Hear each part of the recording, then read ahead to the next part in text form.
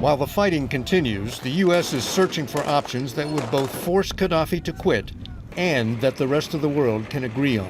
We believe it's important that this not be an American or a NATO or a European effort. It needs to be an international one.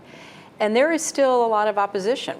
The most dramatic option under serious consideration is to establish a no-fly zone that would put an end to the bombing runs conducted by Gaddafi's Air Force.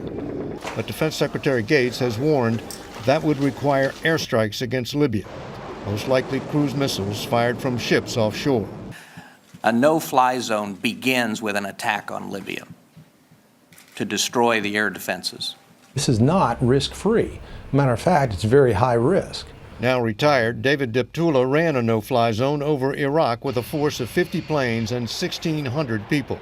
With that number of people and aircraft, we operated inside Iraqi airspace about 6 hours a day, 3 to 4 times a week. That's him in the front seat of an F-15. Iraqi aircraft rarely challenged the zone, but there was still a danger to American pilots.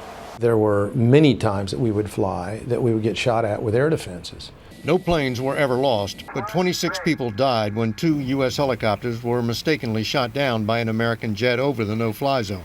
Because they fly close to the ground, helicopters are harder to identify on radar than jets, and helicopters are an important part of Gaddafi's arsenal. I think probably the greatest threat are their helicopter-type forces. There are other ways to shackle Gaddafi's forces. The UN has already imposed an arms embargo, and naval ships could be used to enforce it. But even a leak-proof embargo takes time to work. Any decision to intervene appears to be days away. As for the fighting, it has entered what one U.S. official called the stalemate phase. Katie? And David, as we heard earlier, the rebels appear to be losing ground in some cases to Gaddafi's Air Force. Is there anything they can do to turn things around themselves?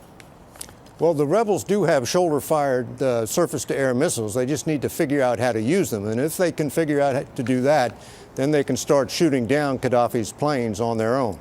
All right. David Martin at the Pentagon tonight. David, thank you.